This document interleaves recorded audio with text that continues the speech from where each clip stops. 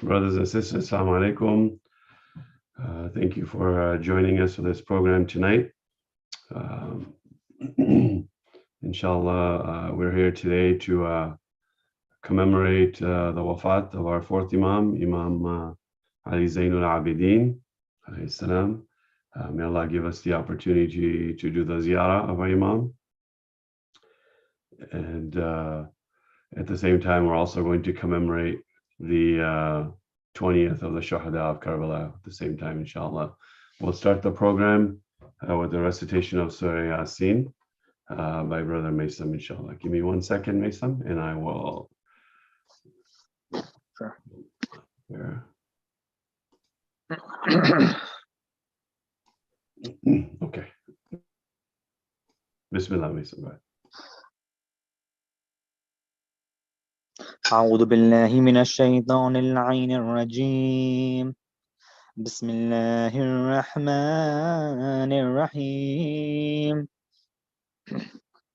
ياسين والقرآن الحكيم إنك لمن المرسلين على صراط مستقيم تنزيل العزيز الرحيم لتنذر قوما ما أنذر آباؤهم فهم غافلون لقد حق القول على أكثرهم فهم لا يؤمنون إنا جعلنا في أعناقهم أغلالا فهي إلى الأذقان فهم مقمحون وجعلنا من بين أيديهم سدا ومن خلفهم سدا فأغشيناهم فهم لا يبصرون وسواء عليهم أنذرتهم أم لم تنذرهم لا يؤمنون إنما تنذر من اتبع الذكر وخشي الرحمن بالغيب فبشره بمغفرة وأجر كريم إنا نحن نحيي الموتى ونكتب ما قدموا وآثارهم وكل شيء أحصيناه في إمام مبين واضرب لهم مثلا أصحاب القرية إذ جاء المرسلون إذ أرسلنا إليهم اثنين فكذبوهما فعززنا بثالث فقالوا إنا إليكم مرسلون قالوا ما أنتم إلا بشر مثلنا وما أنزل الرحمن من شيء إن أنتم إلا تكذبون قالوا ربنا يعلم إنا إليكم لمرسلون وما علينا إلا البلاغ المبين قالوا إنا تطيرنا بكم لئن لم تنتهوا لنرجمنكم وليمسنكم منا عذاب أليم قالوا طائركم معكم أئن ذكرتم بل أنتم قوم مسرفون وجاء من أقصى المدينة رجل يسعى قال يا قوم اتبعوا المرسلين اتبعوا من لا يسألكم أجرا وهم مهتدون وما لي لا أعبد الذي فطرني وإليه ترجعون أتخذ من دونه آلهة إن يردني الرحمن بضر لا تغني عني شفاعتهم شيئا ولا ينقذون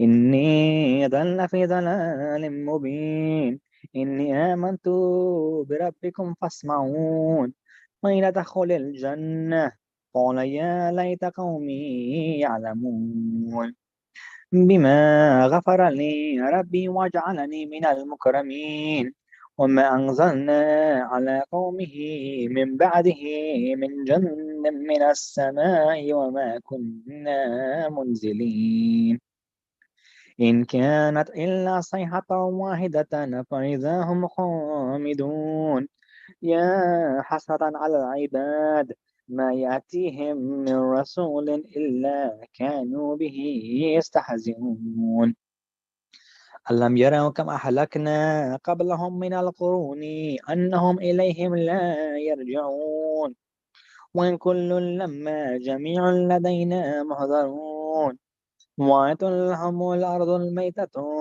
أحييناها وأخرجنا منها حبا فمنه يأكلون وجعلنا فيها جنات من نخيل وأعناب وفجرنا فيها من العيون ليأكلوا من ثمره وما عملته أيديهم أفلا يشكرون سبحان الذي خلق الأزواج كلها مما تنبت الأرض ومن أنفسهم ومما لا يعلمون وآت لهم الليل نسلخ منه النهار فإذا هم مظلمون والشمس تجري لمستقر لها ذلك تقدير العزيز العليم والقمر قدرناه منازل حتى عاد كالعرجون القديم لا الشمس ينبغي لها أن تدرك القمر ولا الليل سابق النهار وكل في فلك يسبحون وآية لهم أن حملنا ذريتهم في الفلك المشحون وخلقنا لهم من مثله ما يركبون وإن نشأ نغرقهم فلا صريخ لهم ولا هم ينقذون إلا رحمة منا ومتاعا إلى حين وإذا قيل له اتقوا ما بين أيديكم وما خلفكم لعلكم ترحمون وما تأتيهم من آية من آيات ربهم إلا كانوا عنها معرضين وإذا قيل لهم أنفقوا مما رزقكم الله قال الذين كفروا للذين آمنوا أن نطعم من لو يشاء الله أطعمه إن أنتم إلا في ضلال مبين ويقولون متى هذا الوعد إن كنتم صادقين ما ينظرون إلا صيحة واحدة تأخذهم وهم يخصمون فلا يستطيعون توصية ولا إلى أهلهم يرجعون والنفخ في الصور فإذا هم من الأجداث إلى ربهم ينسلون قالوا يا ويلنا من بعثنا من مرقدنا هذا ما وعد الرحمن وصدق المرسلون إن كانت إلا صيحة واحدة فإذا هم جميع لدينا محضرون فاليوم لا تظلمون نفس شيئا ولا تجزون إلا ما كنتم تعملون إنا أصحاب الجنة اليوم في شغل فاكهون هم وأزواجهم في ظلال على الأرائك متكئون لهم فيها فاكهة ولهم ما يدعون سلام قولا من رب رحيم وامتازوا اليوم أيها المجرمون ألم أحد إليكم يا بني آدم أن لا تعبدوا الشيطان إنه لكم عدو مبين وأن اعبدوني هذا صراط مستقيم ولقد أضل ولقد أضل منكم جبلا كثيرا أفلم تكونوا تعقلون هذه جهنم التي كنتم توعدون اصلوها اليوم بما كنتم تكفرون اليوم نختم على أفواههم وتكلمنا أيديهم وتشهد أرجلهم بما كانوا يكسبون ولو نشاء لطمسنا على أعينهم فاستبقوا الصراط فعنا يبصرون ولو نشاء لمسخناهم على مكانتهم فما استطاعوا مضيا ولا يرجعون ومن نعمره ننكسه في الخلق أفلا يعقلون وما علمناه الشعر وما ينبغي له إن هو إلا ذكر وقرآن مبين لينذر من كان حيا ويحق القول على الكافرين أولم يروا أنا خلقنا لهم مما عملت أيدينا أنعاما فهم لها مالكون وذللناها لهم فمنها ركوبهم ومنها يأكلون ولهم فيها منافع ومشارب أفلا يشكرون واتخذوا من دون الله آلهة لعلهم ينصرون لا يستطيعون نصرهم وهم لهم جند محضرون ولا يحزنك قولهم إنا نعلم ما يسرون وما يعلنون أولم يرى الإنسان أنا خلقناه من نطفة فإذا هو خصيم مبين وضرب لنا مثلا ونسي خلقه قال من يحيي العظام وهي رميم قل يحيي الذي أنشأها أول مرة وهو بكل خلق عليم عليم الذي جعل لكم من شجر الأخضر نارا فإذا أنتم منه توقدون أوليس الذي خلق السماوات والأرض بقادر على أن يخلق مثلهم بلى وهو الخلاق العليم إنما أمره إذا أراد شيئا أن يقول له كن فيكون فسبحان الذي بيده ملكوت كل شيء وإليه ترجعون صدق الله العلي العظيم. اللهم صل على محمد وآل محمد. أحسنت. nice and thank you. سورة مباركة الفاتحة.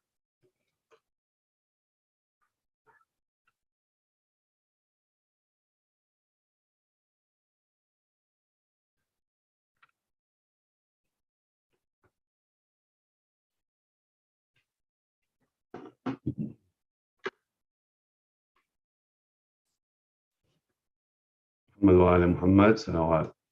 اللهم صل على محمد وآل محمد. کوفے کا اور شام کا منظر،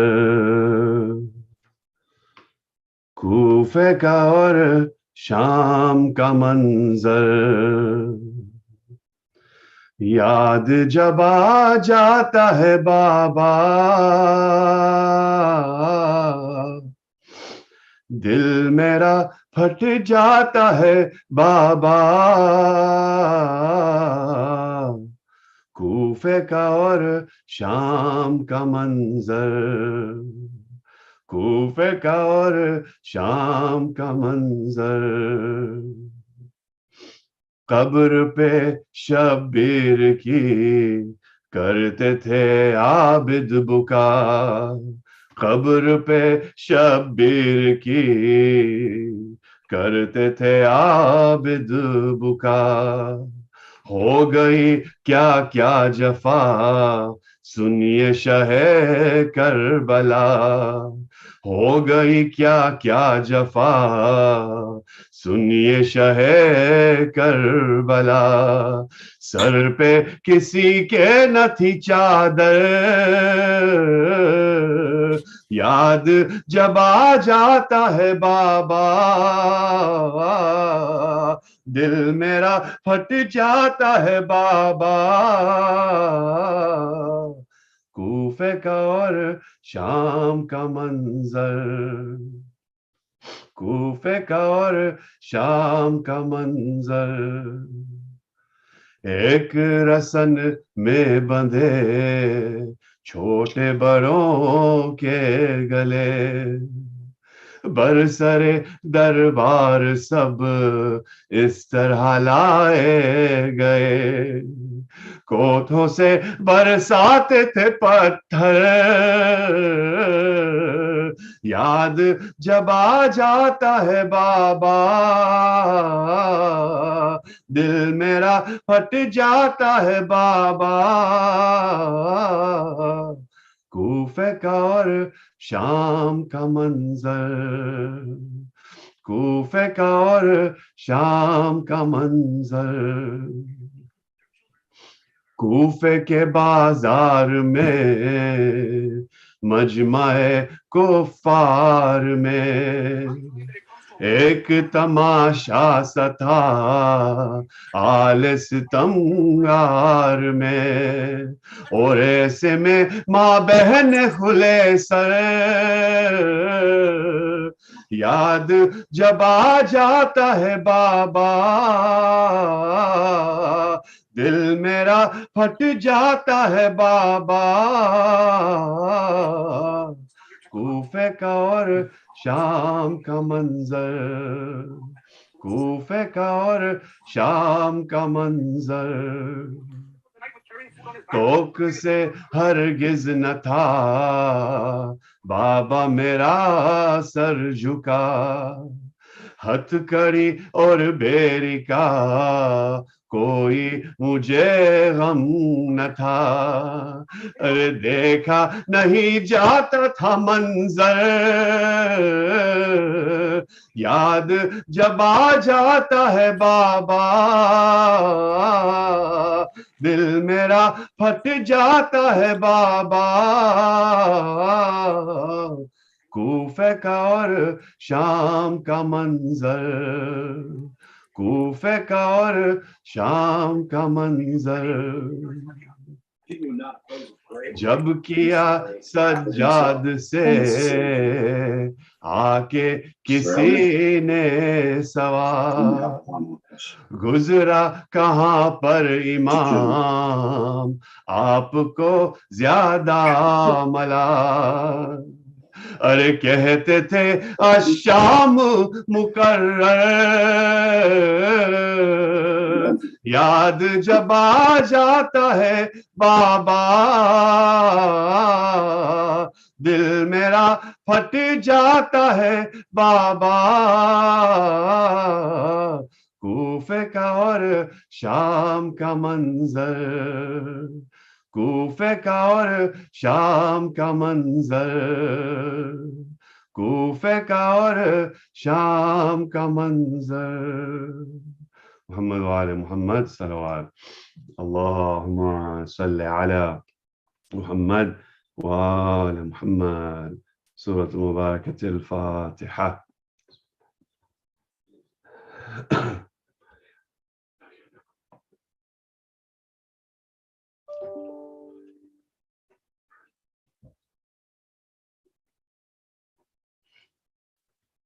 Brothers and sisters, Assalamu alaikum. As I said earlier, inshallah, we are commemorating the Wafat of our fourth Imam, Imam Zainul Abidin alayhi salam, as well as recognizing the 20th of the Shohada of Karbala. With us today, we have our esteemed speaker and a frequent guest to our center, Dr. Said Shabir Kirmani, who is joining us live from Florida today. We really appreciate you here, Sayyid, being here with us. So without further ado and with the loud salawat, inshallah, we'll welcome Sayyid Shabir Kirmani, Muhammad wa ali Muhammad, salawat. Allahumma salli ala Muhammad wa ali Muhammad.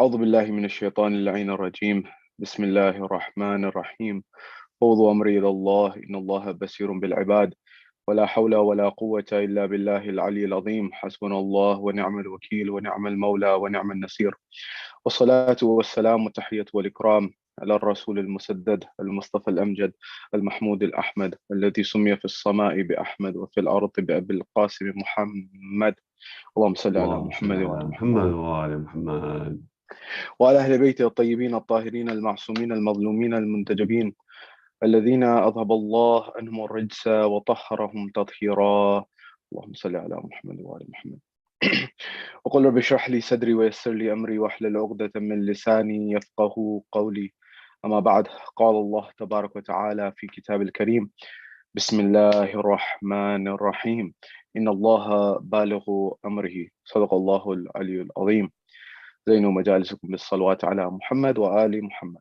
Allahumma salli ala Muhammad wa اللهم ala. صل على محمد وآل محمد.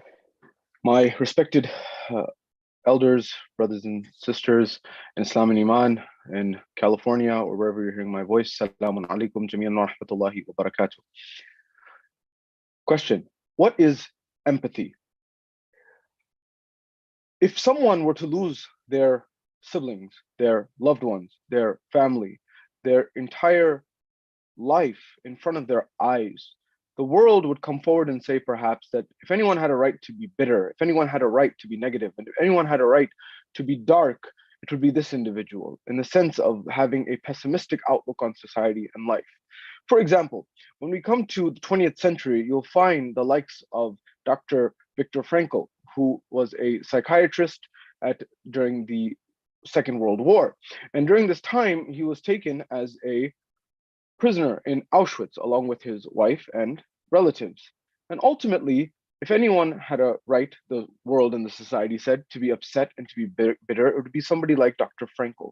However, in the aftermath of this, Dr. Frankl used this opportunity, which was, of course, something that is terrible and you would never want anyone to go through. He used this opportunity to actually reflect on the mind and what it is that one has control over in the most difficult and dire of circumstances.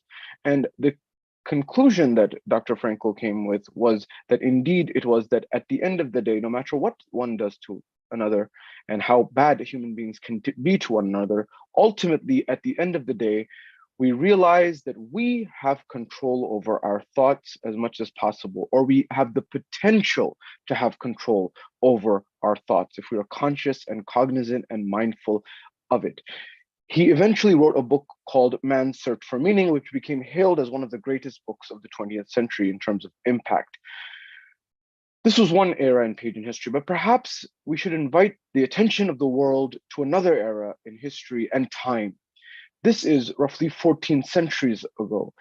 A man loses his entire family on the plains of a desert in the middle of seemingly nowhere. He loses his brothers, he loses his uncles, he loses his father, he loses the most beloved people to him. And yet, despite this travesty, despite this tragedy, despite this difficulty, you see nothing but praise of God Almighty on this person's lips. You see nothing but appreciation and gratitude for the grandeur and the splendor of the movement of God. That is, this individual did not get bitter. This individual did not get negative. This individual did not get hostile. This individual did not blame the world and said the world is the problem. Rather, this individual saw this silver lining, as we say it. This individual is none other than that individual who you and I have come to commemorate tonight, our blessed Imam, the fourth Imam, Imam Zain al-Abidin wa Sayyid al-Sajidin, Ali ibn al-Hussein, alayhi salatu wa salam. This individual, Allahumma salli ala Muhammad wa ala Muhammad. In the brief moments that we have together, my dear friends, brothers and sisters, I want to look at a few glimpses from the life of Imam Sajad that we can learn from in our own lives and implement them so that we can ultimately improve our lives, and not only improve our lives, but improve the lives of those around us, our loved ones, our spouses, our children, our parents, our families, our friends, our communities ultimately, and society at large.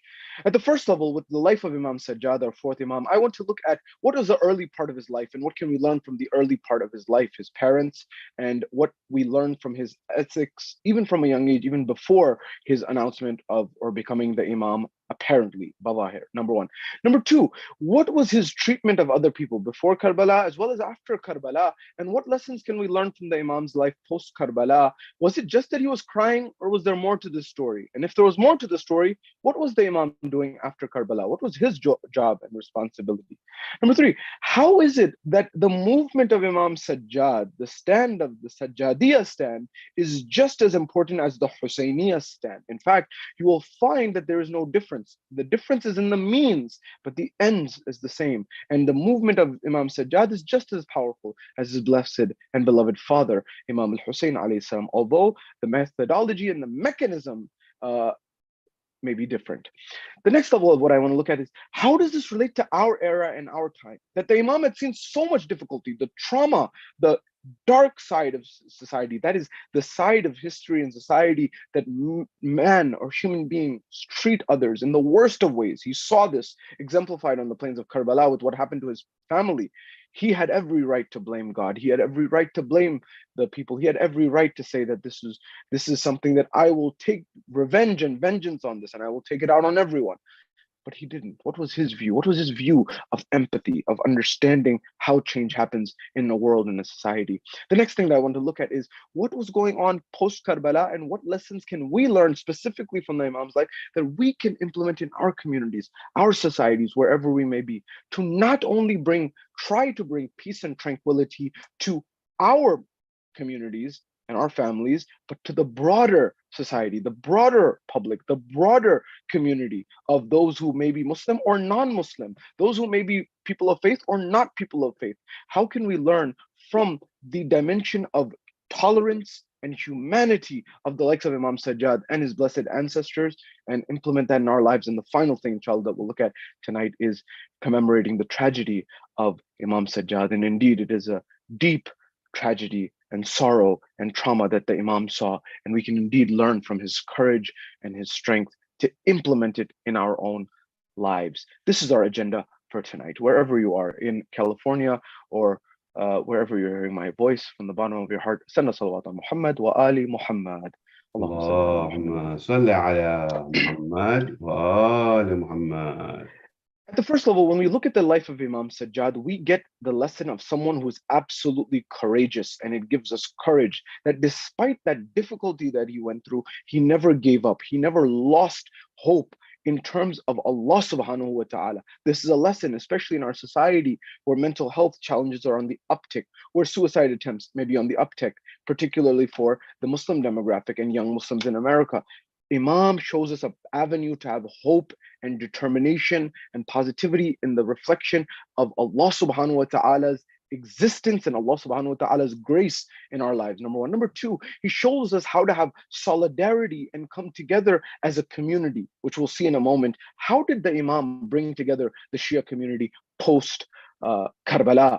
And then the next thing that we see is the ability to develop spirituality in one's life and a connection to God Almighty, even despite the challenges. In fact, you may find that the challenges that one faces in life, as Imam Sajad teaches us, they are not a hindrance to God and spirituality and Allah subhanahu wa ta'ala. In fact, they are a staircase or a ladder to the Almighty, to the divine and the spirituality therein. Otherwise, Allah subhanahu wa ta'ala, God Almighty, would not have tested his most loved and beloved servants the most, all of the prophets and all of the Imams. This is not a punishment, but rather a test of love that one endures in order to get to the divine. Therefore, these lessons we learn from the life of Imam Sajad. At the first level, Imam Sajad is, of course, the son of Imam al-Hussein alayhi salam, Sayyid al-Shohada, as well as his beloved mother is Bibi Shahrbano, who was the prince of the Persian Empire at the time, when there was a battle between the Muslim Empire and the Persian Empire during the reign of, there's debate whether it was the second Khalifa or another reign. Regardless of that, and putting that debate to the side for a moment, when this conquest happened, and eventually at that point in time, the mother of Imam Sajad, who at the time was the princess, but became as a POW or a prisoner of war to the Muslim Empire, along with her sister. At that point in time, they were selling the POWs in the bazaar. Now, what's very important to note here for our next generation and for those who may be listening, there is a difference between the history of Islam and the history of Muslims. Although one may say there's definitely a catch and pitch relationship, but what I mean in particular in this context is what Professor Maulana Abul A'la Maududi was saying in his book Khilafat wa Mulukiyat. Of course, Abul A'la Maududi, not being a Shia scholar, a Ahl Sunnah scholar, a renowned scholar who actually passed away in Buffalo, New York in the later phase of his life, wrote a book called Khilafat wa Mulukiyat, meaning Khilafat, caliphates, and Mulukiyat, or kingdoms. What are you trying to say, Abu Ala Maududi, or dear scholar? And he said that in Islam, from the vantage point of Ahl Sunnah, from our Sunni scholars and friends and brothers and sisters, the system of Khilafat was only in the first four Khulafa, that is, in the likes of Abu Bakr, Umar, Uthman, and Ali.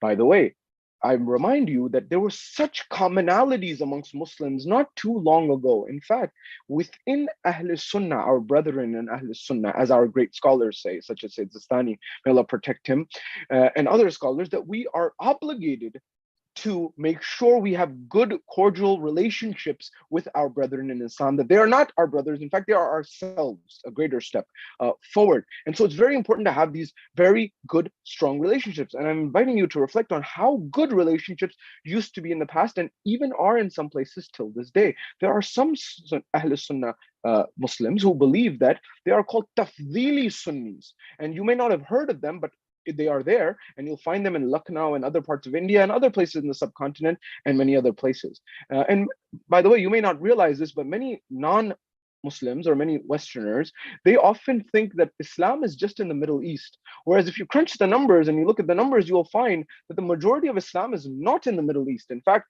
about only a third is in the MENA region or so. You'll find Islam predominantly in Indonesia. You'll find predominantly Islam in Pakistan and India and Iran and Bangladesh and these countries, well before you'll find them in the Middle East. So it's our job to try to raise this awareness and understanding amongst our friends. So how can we practically do that? One way is to start a book club, and to have a book club in your mosque, your Imam Barga, your Husainiya, and collaborate with local churches or synagogues or other centers of faith to read more. Because remember, our enemy is not another religion. We're not at odds, as I've told you before, and I remind myself again, we're not at odds with Judaism or Christianity or Buddhism or Hinduism or Sikhism or you name it. We're actually all at odds with Jahl, ignorance, together. That Sikh person who gets attacked in the Gurdwara is getting attacked because people think he's a Muslim, and that's wrong. Similarly, we should try to raise awareness that these are people of faith who are not Muslim, but they wear a turban on their head and they should be respected like any other human being. We should stand for others' rights. I invite you, because I'm hoping to bring this to the attention, inshallah, when I'm there in person in Los Angeles. But there were people in the history of America who were fighting for you and I, although we were not there at the time. For example, the first documented Western thinker and writer who adamantly who spoke out and wrote a book in defense of Islam was a physician by the name of Dr. Henry Stubb. Never forget this name. Dr. Henry Stubb is the first documented person in the 1600s, the 17th century. He wrote a book telling the Western philosophy, that Muhammad has been misunderstood and Islam is not as bad as it's made out to be. He said, number one, Islam is a monotheistic religion that follows in the line of Judaism and Christianity, and Islam being the third. This is why have we vilified it, number one. Number two, he said that we, for example, point questions and point arrows at Muhammad, but we never talk about what our double standard is with respect to that. And he said, for example, we say Muhammad was a polygamist, but he says that David or Dawood in the Bible is definitely a polygamist with 8 documented wives at least. And so he says, why the double standard? We raise a question about Muhammad, but we don't raise a question about David. That's hypocrisy and many other things. Anyways, but here's the thing, that book was only circulating underground. It was not circulating in the public sphere, and intellectuals underground in the 18th and 19th century are reading this book, including the intellectual father of Thomas Jefferson, that is John Locke. The people who influenced the likes of Jefferson on his views of tolerance in Islam include Dr. Henry Stubb, the likes of John Locke, as well as George Sale, who wrote the first Quranic translation, and of course Jefferson himself on his views in tolerance. Why am I saying this? There were people 400 years ago in the history of Europe and America who were fighting for the rights of Muslims to say what they believe and believe what they say, even though they may have disagreed with them entirely. Meaning, if I stand for someone's rights, that doesn't mean I agree with them 100%. All it means is I respect their right to have a view and opinion and practice their faith the same way I have a right to. The question is, do we have this level of tolerance in our communities nationally and globally? I hope so. If not, then perhaps we have a little bit of work to do, number one. Number two, there may be other minorities in our world, in our society today, that their need to be people who speak out for them. Not necessarily to say that their view is right, but at least say that number one, we have to respect all human beings, regardless of caste, color, or creed. We have to respect the humanity of a human being. And number two, if they are, for example, harmed or hurt in any way due to their religious affiliations or beliefs or whatever it may be, then that's wrong. We should not hurt someone because of that. We can still disagree amicably, but we need to remember and preserve people's humanity. So who are you and I speaking out for today who may be marginalized members of society and communities globally? The same way that Dr. Henry Stubb, John Locke, and others were speaking out for you and I when we were not there physically. And they faced a tremendous amount of pressure at that time. So now coming back to the life of this blessed Imam, the book clubs that I was referring to can help alleviate much of the intolerance that may be there. So now coming back to this notion, the POW comes in the form of the royalty of the Persian Empire. Bibi Shahrbano is one, as well as her sister. And at that time, they said, sell them in the bazaar along with all the other POWs. But during Rasulullah's time, they forgot that Rasulullah had a different approach. And when this news reached the ear of Imam Ali, who was there, that he heard the royalty of the Persians is being sold in the bazaar, he sent the message, he said, do you not recall that Rasulullah himself in his life said, do not sell the royalty of any civilization in the bazaar, in the marketplace, even if they're not Muslim, that they have a certain dignity, and then you have to preserve that dignity. And they say, oh yes, we forgot, that's correct. And so they stopped that. They said, what should we do? And at that point in time, the answer, why don't you ask them? Remember, Rasulullah in his own time, what was the policy with POWs? The policy was either they become Muslim, they're free, number one. Number two, or they can teach Muslims how to read and write. I'm harping on this concept of empathy and tolerance and humanity that was there in the teachings of the Ahlul Bayt throughout. Now come back at this point in time. So why don't you ask them? Imam said, why don't you ask them themselves what they would like? And at that point in time, they asked, and they said, Bibi Shahrbano, according to a narration, says, I saw in my dream while I was in Persia that I was to come to this part of the world and marry a man by the name of Hussein from the line of the Prophet. And I wish to do that. According to the narrations, the arrangements were made, and Bibi Shahrbano married Imam al-Hussein alayhi salam, and they had the blessed child, that is Imam Sajad, and the likes. Now, keep in mind, Bibi Shahrbano, according to narrations, she passed away and she was not physically there in Karbala. Now, I know in Nohaz and Marasi, we hear Bano a lot of times, but this was a catch-all term oftentimes for many of the mothers in Karbala, especially and historically, many people didn't know the history of all the names of the mothers and the women in Karbala in ancient or past decades and centuries. So do not let that hinder your our conversation here, but just keep that in mind. So Bibi Shahrbano passed away during the life of Imam Sajad when Imam Sajad was relatively young. Now here's the kicker, and here's a very important point to remember at the second level in terms of the akhlaq, the adab, and how you and I should live in society based on the teachings of Imam Sajad, the second main reflection. Imam Sajad had a mother who was not a biological mother, but a caretaker mother who was a servant in the house, but she looked after Imam Sajad as a nurse would, as if a mother would, and looked after him in that way. And the narrations say that the Imam had such immense respect for her that they would, whenever there would be a spread of food or a table in our term, and they would sit down to eat, and that caretaker mother was there, not his biological mother, Imam Sajad was never found to actually pick up anything from the table while that servant mother or caretaker mother was there. He would not extend his hand. One day someone asked, they said, Ibn Rasulullah, why is it that we notice that your caretaker mother, whenever she is there at the table and she is eating, we don't ever see you proceed to take anything to eat, especially, and not even a piece of bread. At that point in time, the Imam gave a momentous statement, a momentous thing to reflect on. He says, look, this is correct. And he says the reason for this is because I do not wish to, and I do not want that. I take or extend my hand for a piece of bread, and I take it and I put it on my plate, and I break this piece of bread, and I take a morsel of it and a bite of it, and I eat it. And before I did this, my mother, or my caretaker mother in our parlance, had the wish and the desire to eat this piece of bread.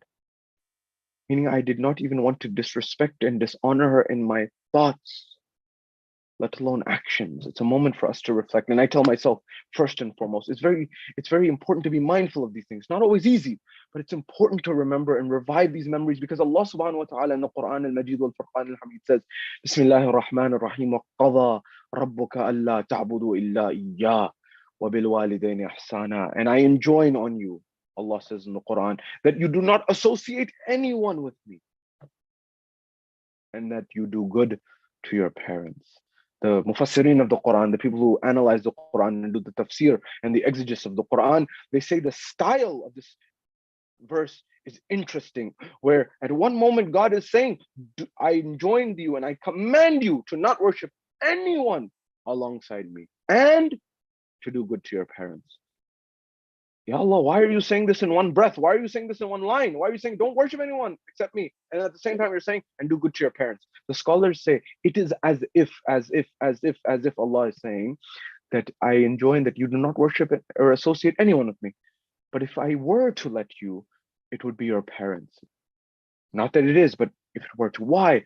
Because the parents have the potential to be the divine representatives of God on earth, agents of Allah, by the mercy, by the compassion, by the love and the empathy that they endow on their children, or they can, or hopefully do endow on their children. Remember, in Hebrew as well as in Arabic, the root word of the rahim in Hebrew or rahim in Arabic, remember both Semitic languages, is the same. In Hebrew and in Arabic, it derives from mercy or compassionate. The same Rahman, that derivative, the womb of the mother has been called that and derived from that same word, meaning it is a manifestation of the mercy of God on earth. The way that the child is cultivated, the way the child is given rise to or has the potential to be given mercy in the womb, that same child has this opportunity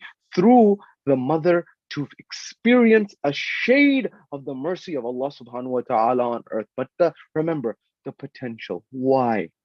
Coming to our world today, my dear brothers and sisters, what is the goal of our majalis? And this is something we have to think about for the next generation. Yes, indeed, one level it is to revive the memory of the Ahlul Bayt, no doubt. At one level, it is to revive the remembrance of Allah subhanahu wa ta'ala, which was the ultimate goal of the Ahlul Bayt. They never sought any focus on themselves, always on Allah subhanahu wa ta'ala as an ends, as opposed to themselves as an ends. They were only a means. And there should always be an element of spirituality and the Quran and the Hadith. However, within all of this, to summarize one word of what perhaps our focus should be is not just checking the boxes, but something more. What is that something more? Allow me to explain. In front of your eyes right now in the world that we live in is the Parkland shooting. The Texas shooting has happened. I'm going to Texas in a few days. In 2022, you and I, as American citizens of this great country, we still have not been able to stop innocent children from dying in schools. This is a huge travesty and a tragedy. I believe the same way that we study past historical eras in history, the same way that we study eras in the past, eras in the future, 100 years from now, 200 years from now in the future, will look back at us and say that we did many good things. We produced great vaccines in timely manner. We eradicated many diseases. We solved many technological problems. We did amazing things. But perhaps one thing that they will say is, how was it that this advanced civilization was still not able to stop young children from being killed in the place of education? The place that one would imagine them to be safe. So there's much left to be desired. The same way that, for example, when people used to read the history, they said, we did some barbaric things in history. Don't go 1,000 years ago, just more recently. There's a book I invite you to read. It's called Madness and Civilization by Michel Foucault, or Michael Foucault, who in English, Michel Foucault in French writer and philosopher, who studied the history of madness and mental health and mental asylums throughout history, and how in some era, many years ago, there was some humanitarianism and humanity there, and then eventually went to a dark age where there was no humanity, and he left the world some decades ago, but things seem to be on the uptick now, hopefully once again. But he says that 200 years ago in the history of Europe, there was a time in England and other places that in order to get funding and keep funding going for mental health institutions, do you know what they used to do on the weekends, especially on Sundays? They would actually open the doors of the mental health institutions of the time, the mental health asylums, to visitors. And they would open them and have the patients behind a glass. They would pay a coin in order to visit the asylum, in order to see those patients and see how they behave. The same way that someone goes to a zoo to observe animals. This is what has happened in the history of our world not so long ago. Today we look at it and say that is inhumane at the highest level, but this has happened. Similarly, people may look at us and say that, hold on, these guys did a lot of things right, but they still didn't get some things right. And one of those, I think, is the violence that children face. But remember one thing, that case that is going on right now, the Parkland shooting that happened in our state of Florida, my state of Florida, I should say, and no state is far because it's happened in so many states and it keeps happening over and over again. That shooter is on trial, but the defense, what they are saying is quite interesting. And I invite you to think about this and reflect on this.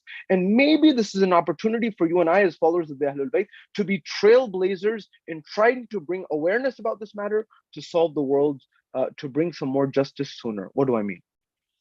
This shooter, the defense team for him is saying that this shooter is not a shooter only, that he did this. By the way, by what I'm about to say, I'm not saying that this justifies anything, number one, and number two, I'm not saying that this person should not be put up behind bars and separated from society to protect society. But remember, there is complexity, and our world understands this now, and those in the medical community and the health community have known this for a long time, but it's not trickling down to society as fast as it should. I remind you, DNA was there, but there was a lag in terms of its implementation and law. Eventually, when it was implemented, justice was brought for many people, but it took time. Now come here to this particular point. The defense for Nicholas Cruz, this person who committed the Parkland killings, more than Columbine, 17 people were killed, 15 in Columbine, 17 in Parkland. They said this child was poisoned in the womb. That's why I said the womb is the potential for mercy, not necessarily automatic. What do I mean? The defense said that the mother of this child was drinking alcohol in the womb, was using drugs in the womb, and was doing other activity, which I cannot mention from this forum. So they said from a young age, this child was devastated. This child was already, before he even came out of the womb into this world, already had the odds stacked against him, which brings us to an interesting discussion. I remind you, when I was on my last journey to Los Angeles, when I was there, or one of my least recent when I was coming to your great community to speak, I watched a documentary called Crazy Not Insane that talked about a juvenile psychiatrist who started her career in juvenile delinquency centers and said, look, I wanted to study what is the pattern amongst the violent young adolescents or juvenile delinquents, the ones that are violent versus the ones that are not violent. And she found that almost without exception, the ones who were violent had themselves, these children had themselves experienced violence in their life. And eventually she says that has a ripple effect throughout life. And ultimately what ends up happening as a result of that is, even into adulthood, it can happen that people often become the victims of the experienced trauma that they may have had in their life.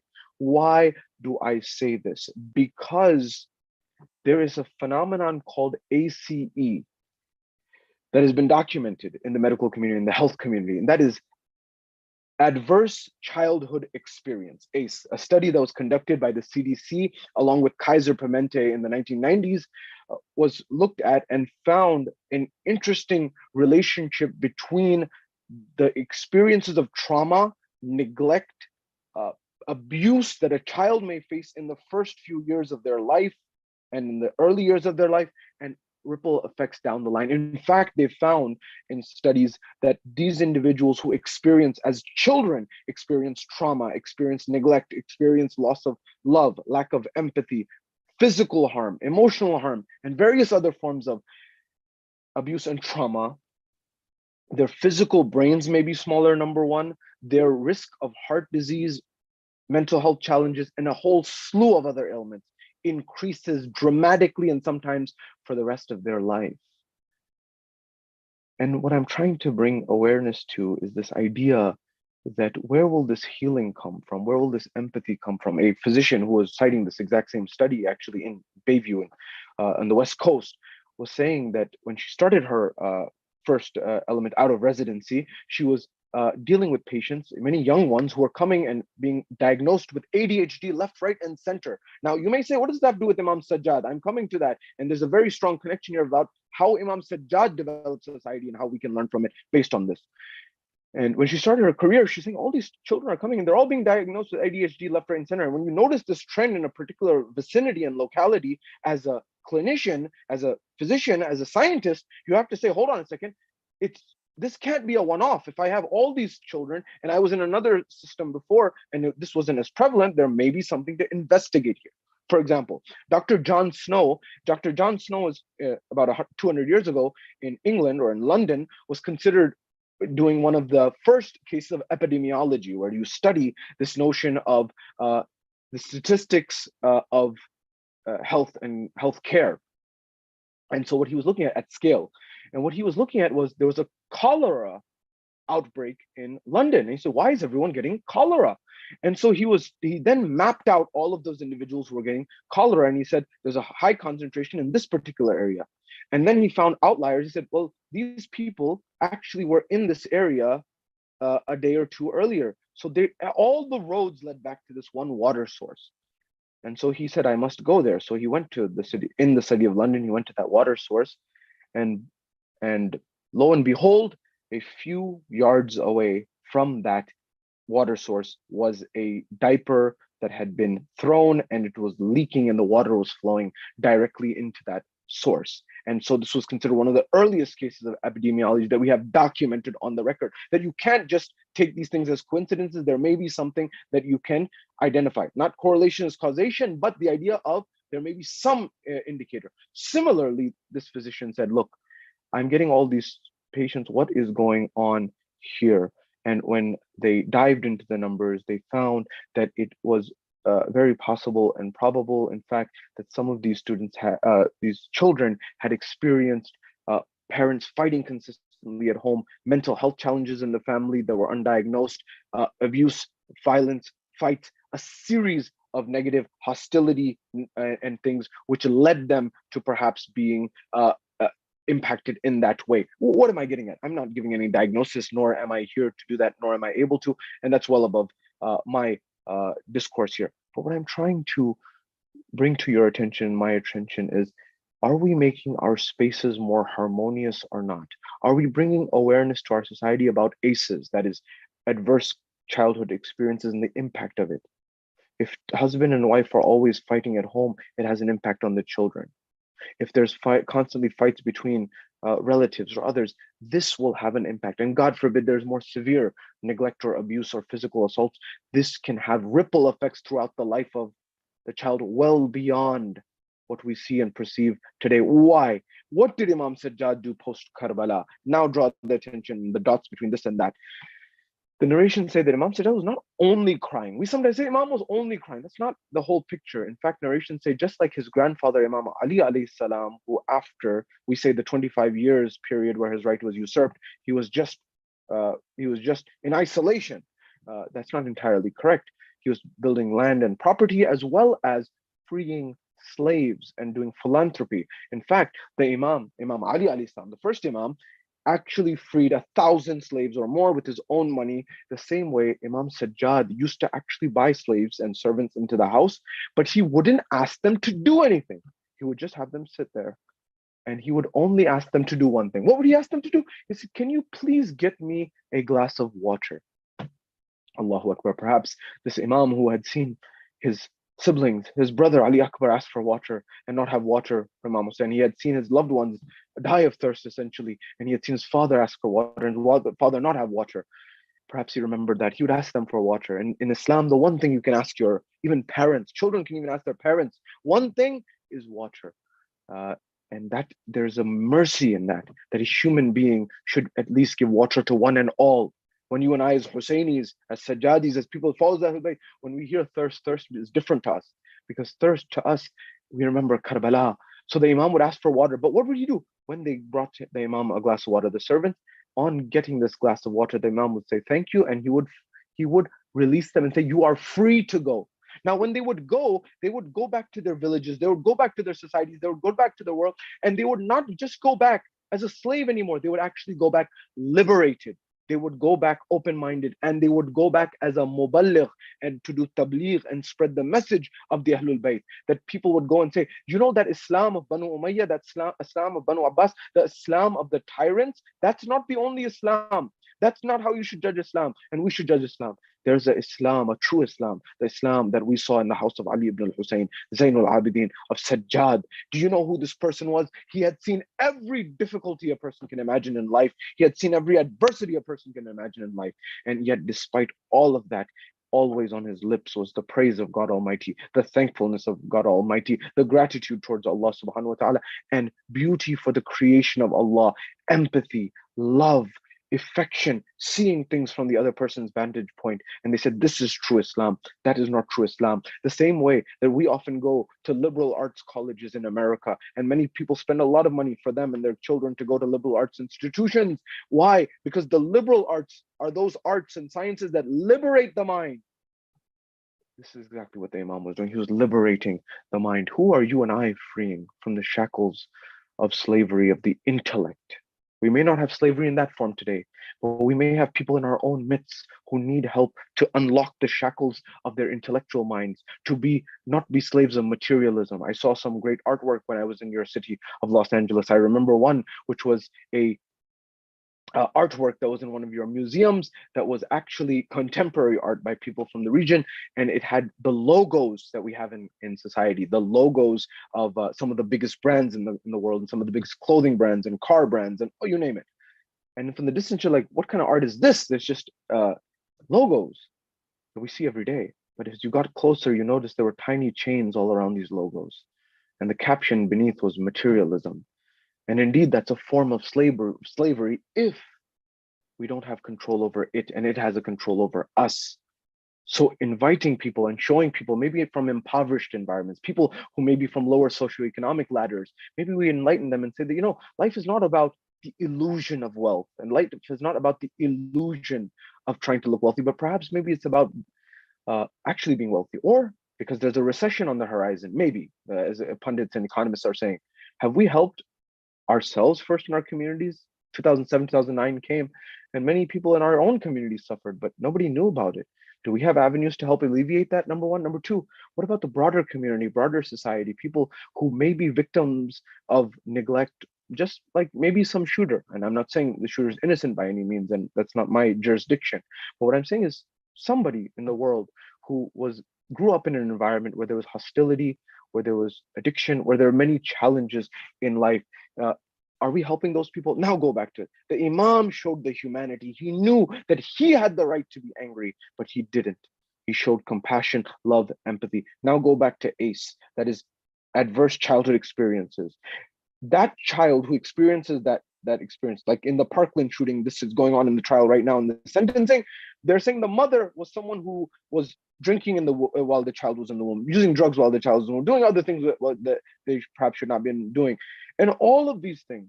And they're saying that he is the victim, this is what the defense is saying, of being poisoned in the womb. This is the terminology that was used. But remember, that individual may be one chain or one link in an entire chain. And the link before may be the mother, and before that maybe the father or the mother, and before that and before that. The question is, where does the chain begin? Where does the first link start? And the next question is, where does it stop? Who stops it?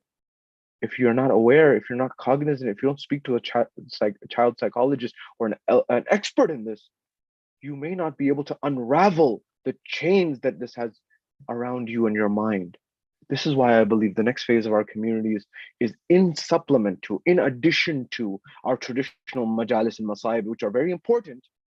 We need to have panel discussions with religious scholars, as well as medical professionals, as well as scientists and people from a whole slew of different dynamics, in order to make sure that we are improving people's lives. Remember this line, if you remember nothing else tonight. Look, the future of our community is on the line. And rather than people being concerned about the food, and although that's very important, food is highly recommended, Rasulullah invited people to the mosque, to the Islam and Dawat al-Ashira by means of food for 3 days. And although that's still important, it still works. You may find your new population, there's a new biryani in town, there's a new kubi day in town, there's a new chalo kebab in town, there's a new shawarma in town. And that, I'm not talking about food. And what I'm talking about here is people are wondering, how is this going to make my life better? And so now we need to reflect on management and leadership in communities, and everyone is in the boat together. I'm not just talking about the board, I'm talking about everyone is a leader in the community, because if we don't take the mantle on together, it doesn't change. Rather than trying to check the boxes, rather than trying to make sure we start on time, end on time, read dua kumal, dua yasin, although we should do all of those things and they are very important, our primary KPI, our primary indication, our primary element should not just be checking the boxes, but rather transformation. Are we transforming the lives of the people who are attending our programming? That is, when they go home, is their relationship better with their spouses? Is their relationship better with their children? Is their relationship better with their friends? Is their relationship better with their communities? Is their life embodying the akhlaq of the Ahlul Bayt or not? And if it's not, then what are we doing?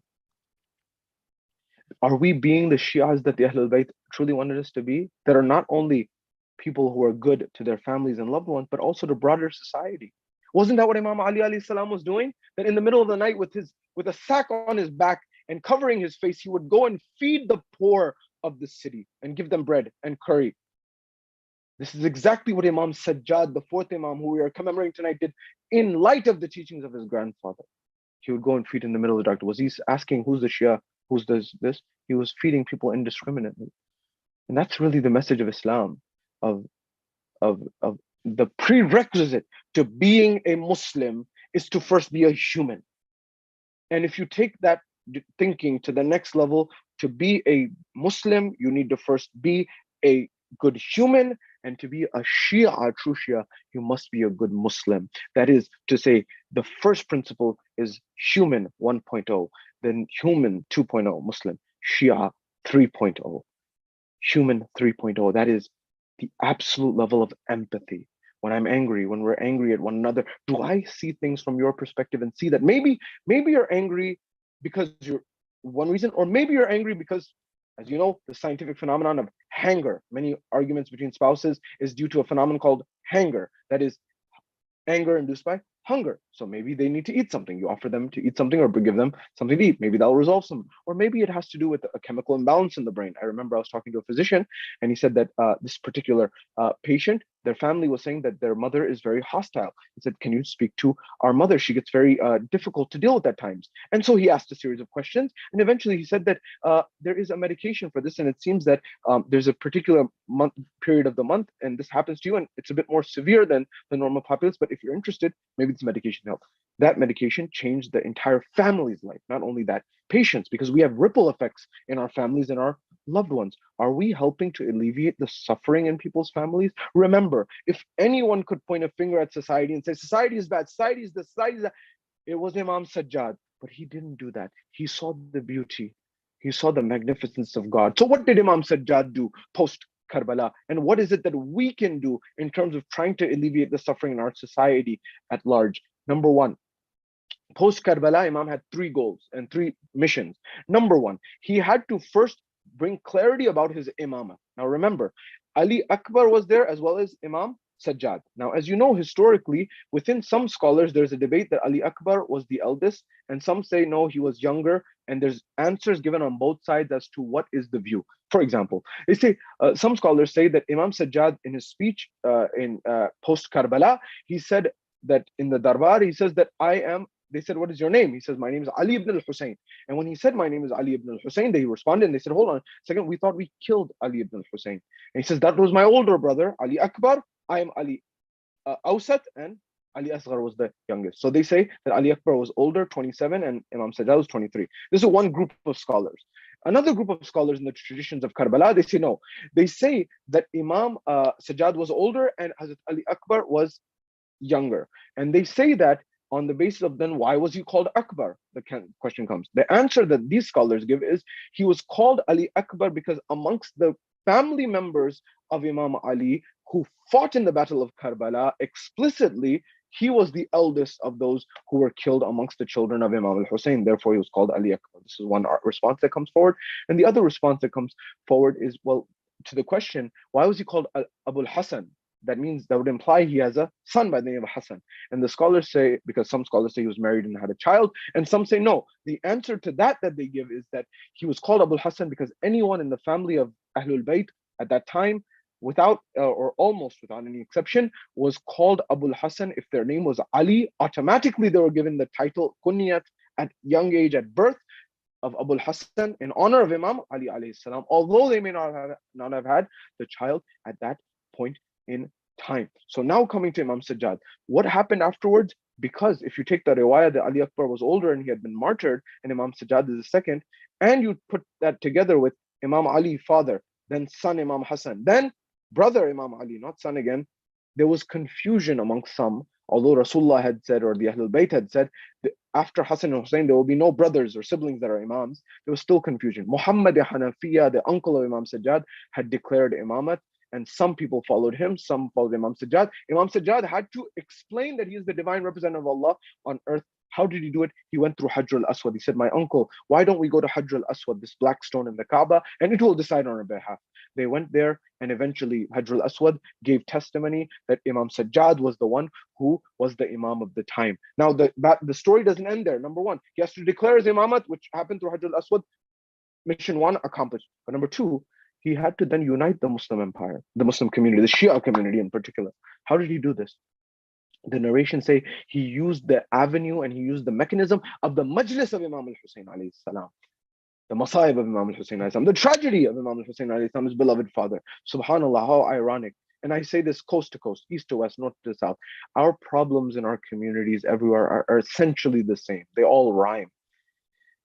And every time I'm invited to a new community, I go to a new city, and I'm often invited to same city, new center. And oftentimes I ask, new center, it's on the other side of town. Say, no, it's right across the street. And sometimes there may be reasons, sometimes there may not be good reasons. And one thing that we have to figure out is, how do we work together? How do we see the big picture? How do we empathize with one another to see the big picture and the big goal at the end of the day, so we can work together? So the Imam used the institution of the Majalis of Imam al-Hussein to unite the community. And how sad it is, unfortunately, that today some people are using the Majlis of Imam al-Hussein alayhi salam for the exact opposite, to divide, to separate. And it's a true travesty that we need to work as a community and society to change. The final thing that the Imam worked on post Karbala, and especially, was now the challenge was, how do you propagate the teachings of Islam in an environment where there's Banu Umayyah and the likes of Yazid and Hajjaj bin Yusuf al-Thaqafi and the likes of Marwan and others? You can't. How do you do it? The narrations say the Imam used the du'as of Sahifa Sajjadiyah to implicitly teach all the teachings of Islam through the akhlaq and the dars of the belief in Allah. And also through Risalat al-Huquq, the Treaty of Rights, that he was implicitly saying that, look, explicitly these are the rights that people have, but implicitly he was saying that you, as the leaders and the powers of the time, notice people, that these people are infringing on people's rights and they are not giving them their rights. Therefore, they are not following the tenets of Islam in its true nature. The final element that I want to bring your attention to, and my attention to, is that we often think that Imam Sajad is this bimar or lachar Imam. But remember, nothing is complete with Imam Sajad until we discuss the Dabar of Sham and the khutbahs after Karbala. And very, very succinctly, that is the courage of the Imam, the grandeur. When we think about Imam Sajad, the courage to lead the army, the women and the children, and through Karbala, from Karbala to Kufa and Sham and beyond, it was not easy. And the courage of Imam Sajad to speak the truth in a difficult time and to not give up on life. You may feel despondent at times. In America, we may be like crowds oftentimes, in Western society at large, but we're not communities oftentimes. And hopefully we are, but we sometimes are we're just a crowd in a bunch of space. That's why loneliness in America has doubled in the last 50 years. And you and I need to really think about, how do we build that camaraderie? We learned that from Imam Sajad, to not get despondent, to not get depressed. I mean, not the clinical depression, but the form of depression that often down ourselves. Always have a hope. Now, remember, there's a clinical aspect of depression and anxiety and these things. Those should be treated as such. But I'm talking about losing hope. Never lose hope in the mercy of God Almighty. One tradition that I want to share with you, Imam Sajad says, look, this person who had seen all the tortures of Karbala and Kufa and Sham, he says, look, if all the people from east to west perished and only I remained, and with me was nothing else and no one else except one thing, that is the Quran al-Majid wa Furqan al-Hamid, I would still not feel lonely. In an environment where everyone is feeling lonely in our world, in our society today, we would not feel lonely. Have we built a relationship with the Quran the way Imam Sajad invites us to, and he had? That's something that I need to reflect on. Now, coming to this element of Imam Sajad in the court of Sham, he is the one who shows strength at that moment in time, that we think that he's a bimar imam, a lachar imam, an imam who does no ability. And although there's truth and elements to the aspect of his being a bimar imam and an imam going through difficulty, but there's another dynamic of the equation, and that's something for us to reflect on. The poet encapsulates this so beautifully. He says, with respect to Imam Sajad, and I'll translate in a moment, कि बाबे अज़मत में तेरे ये है दलील रोशन, तेरा दुश्मन भी तेरे हक में बयां देता है, बाबे अज़मत में तेरे ये है दलील रोशन, तेरा दुश्मन भी तेरे हक में बयां देता है, तो बौखलाहट तेरे खुतबों के सबब थी सज्जाद, वरना काफिर भी कहीं हुक्म अज़ां देता है. The poet says that this individual, Yazid on the other side, was trembling so much from the power of your speech that I have never seen that a kafir, an infidel, a person who is there would actually call for the azan to be recited. Is this not something that Muslims do? Why would someone who is not there? Of course, because of the actions of this individual. It showed that he was someone who had no humanity within them. That's the first level. The second level, the poet says, with respect to Imam Sajad, he says that we call him Bimar Imam, Lachar Imam, all of these things. And although they have their place, he says, Aaye hain abhi Sham ka darbar ulat kar, aaye hain abhi Sham ka darbar ulat kar, ab abide bimar ko bimar na kehna. That he has just come after flipping over and toppling the entire darbar of Sham, the court of Sham. Do not call Abid bimar, do not call Abid the ill one anymore. He's showing his courage, his power. In another line, another poet says so beautifully, a very interesting dimension of the grandeur of Imam Sajad, that anything that has nisbah to him gets elevated. He says, Barha gaya meri tawqeer kaisa qaidi tha, barha gaya meri tawqeer kaisa qaidi tha, kabhi kabhi to ye zanjeer sochti hogi. The poet says that he raised my status, my honor, my prestige. Who's saying this? He says, sometimes the shackles on Imam Sajjad must have thought this. That is, until yesterday I was shackles, no one had any thought of me. Today, because I've become the shackles of Sajjad, I am revered and respected out of the nisbah to Imam Sajjad throughout the world. This was Imam Sajjad. I'm leaving everything, my dear brothers and sisters. The main message is to cultivate the empathy that Imam Sajjad had. If anyone had a right to be bitter in our world, it was Imam Sajjad. But he said, look, that is not good for you. It's not good for anyone. That poison only makes the world more poisonous. If you want change, you have to have that empathy. Why? That post Karbala, do you know that Yazid did not just stop there? He did Waqiatul Harra. He pillaged Medina and he pillaged Makkah.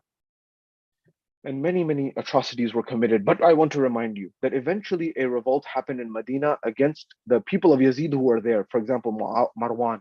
Marwan is the one who was there to have, who said to have the head of Imam Hussein alayhi salam severed on the night when Imam Hussein alayhi salam did not, when he met for the message and the letter from Yazid and said that you need to do bay'ah, he was saying that let's do this in the morning, and he says that I will sever the head of Hussein, because if he leaves now, you'll never get to him. And then the Imam, who doesn't use below parliamentary language, he says, now he looks at the enemy, he says, will you do this act or will he do this act? Oh, son of an indecent woman. Why was the Imam saying that? Now, the Imam doesn't insult like you and I. Maybe he was drawing attention to what we were talking about earlier, that these things have an impact in life. Maybe not. I can't say definitively, nor But maybe that's a conversation that we can have, that these things have chain effects over time. And it's our job to try to break the negative chains, to build strong and positive chains and have empathy for others. And maybe we can bring this to light of society. Maybe we have these challenges in our own community. Imam Sajad says, have empathy. Do you know what the extent was? He gave Marwan amnesty. When Marwan had to flee the city and he had nowhere to go, the Imam gave him a safe haven in his house. The man who suggested that his father be beheaded in Medina, number one. Number two, another narration says that Imam Sajad was going in the outskirts, that the people of Yazid who were in Medina had to flee because there was an initial revolt, and then Yazid sent more army to fight. And what ended up happening was one individual had nowhere to go. He saw a caravan passing by. It was the caravan of Imam Sajad. He says, "What is your name? Can you give me amnesty?" He says, "Come into my caravan." He says, "What is your name?" The man says, "My name is Ali, son of who? Son of Hussein, son of who? Son of Ali, son of who? Son of Abu Talib." He says, "If you knew who I was, you would not let me in this caravan and give me amnesty." He says, "Hasim ibn Namir, I saw you from a mile away. I know who you are. You are the one who put a spear in my brother Ali Akbar's chest." Allahu Akbar. This Imam had the magnitude and the grandeur to forgive the most vile of enemies that he had every right to hold bitterness and hostility towards. The lesson is, have empathy to see maybe this person being hostile, there's something behind it. Maybe there's something that is, the zahir is not everything. There's a batin element. Maybe they went through trauma. Maybe they went through neglect. Maybe they went through something that doesn't justify the behavior, but that opens an avenue for you and I to feel the empathy and the love to say that maybe we can help and start on a healing journey for themselves, for ourselves, and for our families and our society. Imam Sajjad teaches us this when he shows his humanity to these butchers, oftentimes, these people who killed indiscriminately. When he shows that there can even be hope for these individuals. I'm leaving everything. This is the night to remember Imam Sajjad. If anyone is deserving of your tears and your commemoration, it is Imam Sajjad. The narrations say that Imam Sajjad cried immensely after Karbala. Sometimes they would bring water in front of Imam Sajjad. And when they would bring water in front of Imam Sajjad, he would see the water. And Allah knows what he would see in the water. Perhaps he would see the thirst of his brother Ali Akbar, who asked his father for water in the final moments. Perhaps he would see the thirst of Ali al-Asghar, the 6-month-old. Perhaps he would see the thirst of Sakina bint al-Hussein. Perhaps he would see the thirst of his own father, Aba Abdullah.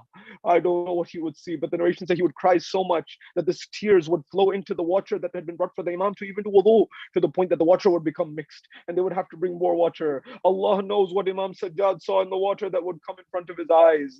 Number one. Number two, the narrations say that one time Imam Sajjad had a conversation after Karbala in Kufa and Sham with Bibi Zainab in the Darbar of Sham, and said, "My Aunt Zainab, I have never seen that you do your salah and you do your worship of Salatul Layl while you are seated, while you are sitting down. My dear aunt, what is the meaning of this? You are anti alima ghayra muallima. You are a scholar above any teacher. There must be a reason." At that point in time, Bibi Zainab says, "My dear son," because Imam Sajjad, every time he would see food in Medina after Karbala, he would begin to cry. Why? Because he says, Imam Sajjad says to Bibi Zainab, "My aunt, why is this case that you are sitting down and praying Salatul Layl?" She said, "My son, the food that comes from the enemies is so little that I distributed amongst all the children, and there is hardly anything for me to eat.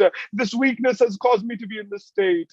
And the third one says, the third narration is that whenever Imam Sajjad would go through the bazaar in Medina after Karbala, anytime he would stop by or pass by a butcher shop, the butchers would all close their shops. They would cover the meat. And when they would do this, according to the narrations, Imam Sajjad once saw one butcher. He was not able to close his shop. He says, "Oh butcher, oh man, can you please tell me these animals, this animal that you slaughtered, did you give it water first?" He says, "Yes." He says, "Did you feed it first?" Said, "Yes." He said, "Did you make sure there was no animal nearby when you slaughtered this animal?" He said, "Yes, Yabna Rasulullah, we are Muslims." Imam Sajjad turned towards Karbala. He said, "Assalamu alayka ya Aba Abdullah." He says, "My father, they respect the animals and their rights, yet they give you no food, no water. And on top of that, you were being slaughtered, and 70 feet away, your sister was running from one place to the other, asking someone one to help, seeing this before our eyes. There was no humanity for you. Ajrukum ala Allah, ajrukum ala Allah. آخری جملہ آزادارو اور ماتم کے لیے آمادہ ہو جائیے. آخری جملہ کہتے ہیں کہ جب امام سجاد کو زہر ملا، جب زہر ملا تو ان کی رگوں میں زہر آیا اور زہر کا اثر بھی آیا. جب زہر کا اثر بھی آیا تو روایتوں میں ملتا ہے کہ نصیحتیں کرنے لگے. امام باقر کو کہا کہ یہ انگوٹھی ہے ہمارے امام حسین ہمارے والد نے دی ہمیں. اور آخری مرحلوں میں امام سجاد نے کہا کہ جب واقعہ کربلا میں عصر عاشور تھی، امام سجاد نے کہا جب امام حسین جا رہے تھے تو انہوں نے اپنی انگوٹھی نکالی اور مجھے دی اور کہا اس پہ لکھا ہے ان اللہ بالغ امرہ، یہ مدینہ جا کے پہننا. وہی آیت جو میں نے ابتدا میں پڑھی. اور پھر امام چلے گئے اور وصیتیں کی. مگر پھر امام سجاد نے آخری لمحوں میں امام باقر سے کہا کہ بیٹا باقر مجھے زمین پہ لٹا دو. پتہ نہیں کیوں کہا ہوگا، شاید کوئی یادیں تھیں، شاید کہیں کہ اے باقر میں یہاں ہوں اور تم مجھے غسل و کفن دو گے. مگر عصر عاشور اور شام غریبان کوئی حسین کو غسل دینے والا نہیں تھا، کوئی کفن دینے والا نہیں تھا. گھوڑوں کی ٹانپوں کے نیچے حسین ابن علی رون دیے گئے. اور میں سن رہا تھا آخری جملہ آزادارو، اور شاید امام سجاد کہیں اے بابا جان امام حسین کا رخ کر کے کہ بابا آپ نے بھی بڑی زحمتیں اٹھائیں، میں نے بھی بڑی زحمتیں اٹھائیں. یا بابا آپ نے بھی تو معصوم دفن کیے، میں نے بھی تو معصوم دفن کیے. شاید کہا ہو بابا آپ نے امام حسن کو دفن کیا اور ایک 6 مہینے والا علی اصغر آپ نے ان کو بھی دفن کیا. اور بابا میں نے بھی 2 دفن کیے تو معصوم، میں نے ایک آپ کو دفن کیا اور ایک زندان شام میں 4 سال کی بہن معصوم سکینہ، مجھ سے کوئی پوچھنے والا نہ تھا. على لعنة الله على القوم الظالمين وسيعلم الذين ظلموا أي منقلب ينقلبون. إنا لله وإنا إليه راجعون.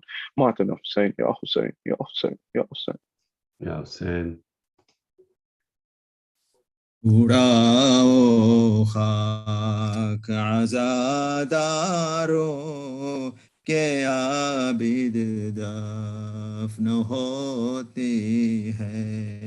بھوکا مل کر کرو یارو کہ عابد دفن ہوتے ہیں. اڑاؤ خاک عزادارو کہ عابد دفن ہوتی ہے. چلی ہے خلد سے زہرا ہے حر پیٹتی ہمراہ. مدینے میں اے غل یارو کہ عابد دفن ہوتی ہے. اڑاؤ خاک عزادارو کہ عابد دفن ہوتے ہیں. اڑاؤ خاک عزادارو کہ عابد دفن ہوتی ہے. کہاں زہرا نے اے بابا ستم مجھ پہ ہوا تھا ذرا تم آن کے دیکھو کہ عابد دفن ہوتی ہے. اڑاؤ خاک عزادارو کہ عابد دفن ہوتی ہے. اڑاؤ خاک عزادارو کہ عابد دفن ہوتی ہے. ہوا بن با Kaaba kir khare hai pi te sar ko do pursa juba kir ko ke abid da na hote hai उराओ खा आजादारों के आबिदा न होते हैं उराओ खा आजादारों के आबिदा न होते हैं चलो शाले अज़ाओरे मदीने को आज़ादारो दो मुट्ठी खाक आज़ादारो के आबिदा न होते हैं उड़ाओ खाक आज़ादारो के आबिदा न होते हैं उड़ाओ खाक आज़ादारो के आबिदा न होते हैं और मोहम्मद वाले मोहम्मद सलावत Allahumma salli ala Muhammad wa ala Muhammad. Ahsan. Ahsan. Brothers and sisters, assalamu alaikum. Thank you so much for joining us for this program. I'd like to first thank Sayyid Shabir Kirmani for joining us tonight. I know it's way past midnight in Florida, and so we really appreciate you being here with us tonight. And inshallah, we look forward to seeing you in a couple of weeks, and I'll make that announcement in a short while. But thank you again very much. We always enjoy listening to you, and may Allah continue to reward you and bless you accordingly, inshallah. Earlier today, we recited Surah Yasin for the Saleh Sawab of our marhumin. And all of the marhumin from all of our families, may Allah grant them Jannah, but specifically also Surah Fatiha is requested for marhum Hajj Abdul Razak Dewji, and marhuma Khairun Nisa Asar, and all the marhumin of the Dewji and the Karmali families, and all of our marhumin. May Allah grant them all Jannah, inshallah. Let's remember them with a Surah Al-Mubarakatil Fatiha.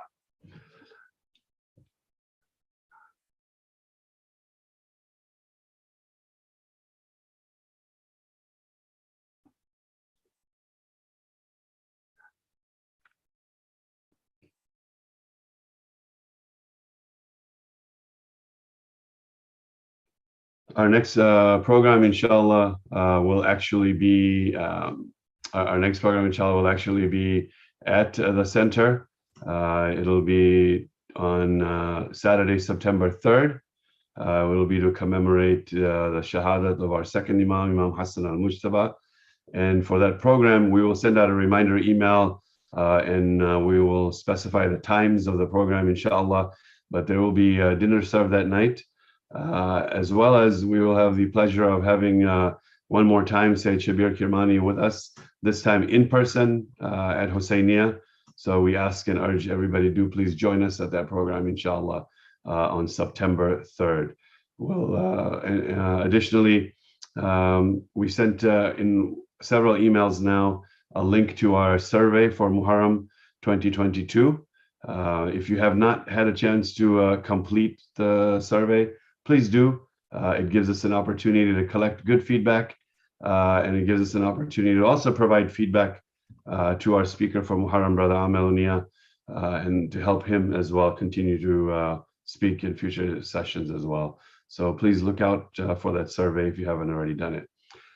Thank you again for joining us for this program. We'll end the program with Ziyarat with Uncle Murtada, and then dua of our 12th Imam with Darius Gadli, inshallah.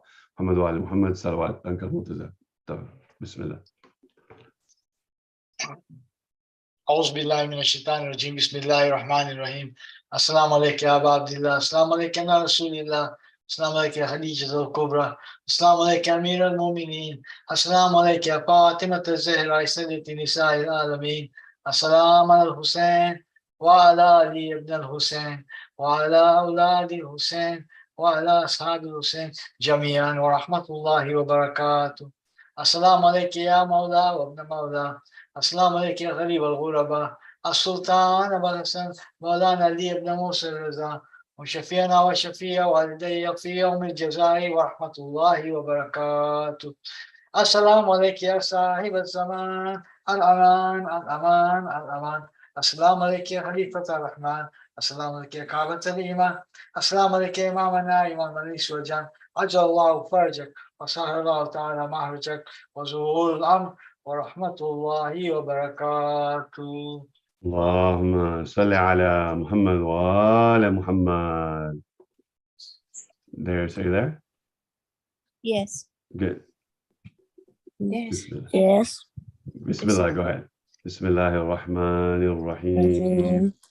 Allahumma kulli waliyaka wajjat ibni Hassan salawatuka alayhi wa ala bahi fi hadhihi sa wa fi kulli sa waliyam wa hafizan wa qaidan wa nasiran wa dalilan wa aina حتى تسكنه أرزك دعاء وتمتعه فيها دليلا برحمتك يا أرحم الراحمين. اللهم صل على محمد وآل محمد وعجل فرجهم. Thank you, Darius. Good job. Thank you.